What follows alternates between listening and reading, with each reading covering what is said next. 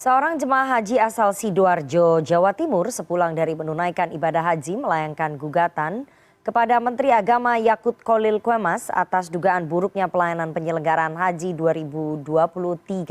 Jemaah haji tersebut menuntut Menak Yakut memberikan ganti rugi sebesar lebih dari 1,1 miliar rupiah. Kita akan membahasnya dengan jemaah haji penggugat Menteri Agama Prayitno. Selamat sore Pak Prayitno. Selamat sore, Assalamualaikum warahmatullahi wabarakatuh. Waalaikumsalam. Pak Prayitno, apa dasar Anda menggugat Menteri Agama lebih dari 1 miliar rupiah? Jadi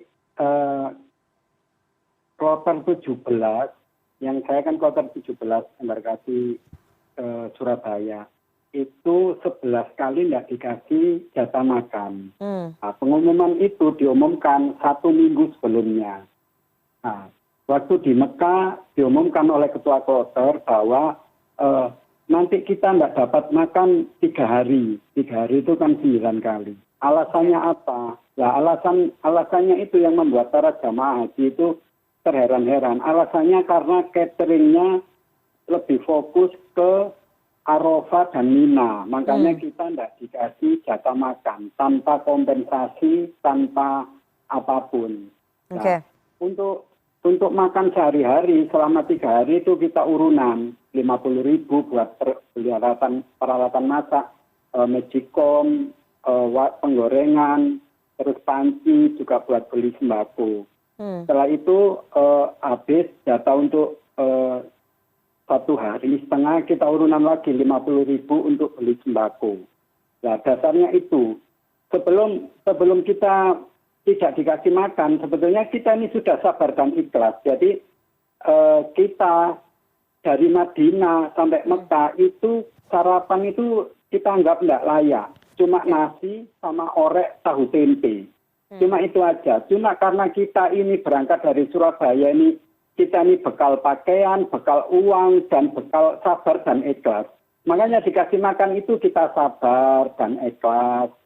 Ketika kita tidak dikasih makan, baru bertanya-tanya sama ini loh. Kita ini berangkat haji ini bayar dengan yang cukup untuk makan selama di Tanah Suci. Kok ini tiba-tiba 3 hari tidak dapat makan? Padahal pengumuman dari sebelum kita berangkat di manasik haji, itu kita diberi keterangan bahwa selama di Tanah Suci kita mendapat jatah makan full. Sehari 3 kali, sarapan, makan siang, dan makan malam itu makanan berat, bukan snack. Baik.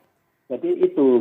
Jadi selama 3 hari Anda dan jemaah haji dari kloter Anda ini tidak mendapatkan makan ya? Untuk khusus di hotel di Mekah itu tidak dapat makan 9 hari. Oke, untuk khusus di Mekah 9 hari ya? Di Musdalifah yang seperti di tayangan itu, kita tidak dikasih sarapan. Dengan kondisi panas, tidak dikasih sarapan, tidak ada minum. Baru sampai Mina siang, kita tidak dapat makan siang. Kita dapatnya makan malam yang diserahkan jam 5 sore. Jadi di jamaah haji itu jatah makan sore itu bisa diambil jam 5 siang. Padahal kita posisi kepanasan, ditelantarkan, yang seharusnya janjinya kita dijemput di Musdalifah setelah sholat subuh, itu mulai dijemput itu jam 9 lebih. Saya sendiri dijemput jam 11 siang, kondisi belum sarapan, belum makan siang, posisi dehidrasi dan masuk angin. Jadi saya di sini sebagai korban juga, bukan kita melihat para manula jatuh, pingsan, diinfus, enggak, saya korban juga. Jadi makanya di mass media banyak foto saya beredar, saya kondisi kurus, terus hitam, dehidrasi kan kelihatan. Saya sekarang sudah kembali lagi pulih setelah 1 bulan kembali ke tanah air. Baik, Pak Prayitno, apa saja isi gugatan Anda kepada Kementerian Agama? Bisa dibeberkan? Jadi gugatan ini saya daftarkan Senin 14 Agustus ya, tentang perbuatan melawan hukum. Ini berarti gugatan perdata ya Pak Prayitno ya? Iya, sudah saya daftarkan Senin kemarin, perbuatan melawan hukum. Nah, siapa-siapa yang tergugat 1, Kemenak Kabupaten Sidoarjo, karena Kemenak Kabupaten Sidoarjo ini yang mengurusi pemberangkatan jamaah haji sampai ke Tanah Suci dan penjemputan jamaah haji kembali ke tanah air. 2, Kemenak Provinsi Jawa Timur sebagai koordinator kabupaten kota yang ada di Jawa Timur terkait pemberangkatan dan kepulangan haji. Tergugat 3, Kemenak RI atau Menteri Agama Republik Indonesia. Karena Menteri Agama adalah pihak yang paling bertanggung jawab tentang keberadaan jamaah haji ketika di Tanah Suci. Baik dari segi makanan, penginapan, transportasi, dan keamanan.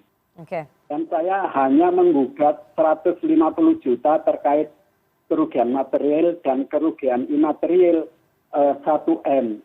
Terkait 11 kali tidak dikasih makan dan ditelantarkan ketika di Musdalifah sampai terjadinya dehidrasi dan banyaknya jamaah yang pingsan. Begitu, Mbak. Oke, baik. Apakah sudah ada tanggapan dari Kementerian Agama atas gugatan Anda ini? Jadi gini, sebelum gugatan ini saya daftarkan Senin kemarin, seminggu yang lalu, sekiranya 10 hari yang lalu, saya komunikasi dengan Kabag TU Kemenak Kabupaten Sidoarjo. Kebetulan saya kenal. Saya komunikasikan, ini saya mau gugat. Intinya saya cuma mau kompensasi. Akhirnya saya Selasa minggu kemarin, saya diundang. Ditemui Kepala Kemenak Kabupaten Sidoarjo, Kabag TU, Kabid Haji, dan 2 orang dari Kemenak Kabupaten Sidoarjo yang merupakan Ketua Kloter dan Wakil Ketua Kloter. Di pertemuan itu saya beberkan kejadian kenapa kok saya sampai menggugat yang 3 hari plus 2, jadi 11 kali tidak dapat makan, ditelantarkan di Musdalifah. Ini Pak, saksinya beliau berdua, ini Ketua Kloter dan Wakil Ketua Kloter saya. 2 orang itu cuma ngangguk-ngangguk, membenarkan pernyataan saya. Ketika itu tidak terjadi di Tanah Suci, pastilah Ketua Kloter ini memprotes. Baik. Tidak gitu Pak, kejadian tidak gitu. 2 orang ini mengangguk-ngangguk membenarkan apa yang saya ceritakan. Ya, dari pertemuan itu tidak ada solusi apa yang menjadi perdamaian antara saya penggugat dan para tergugat. Akhirnya sampai Jumat saya konfirmasi lagi, mohon maaf Pak, ini kalau tidak ada solusi terkait perdamaian, hari Senin saya daftarkan gugatan di Pengadilan Negeri Sidoarjo. Baik, makanya jangan, Pak Praitno. Jangan sangat terpaksa sekali saya mendaftarkan gugatan itu di Senin pagi kemarin. Oke, kita lihat nanti bagaimana bergulirnya ya gugatan Anda di pengadilan dan bagaimana respon dari Kementerian Agama atas gugatan dari Pak Praitno selaku jemaah haji Kloter 17 Jawa Timur begitu ya. Terima kasih sekali Pak Praitno atas waktunya kepada CNN Indonesia Newsroom pada sore hari ini. Sehat selalu. Dari CNN, saya berharap gugatan ini selesai perdamaian. Jadi kan masih tidak menutup kemungkinan terjadi perdamaian. Sidang pertama nanti 5 September. Jadi saya masih membuka kesempatan untuk perdamaian. Baik. Terima kasih Mbak. Terima kasih.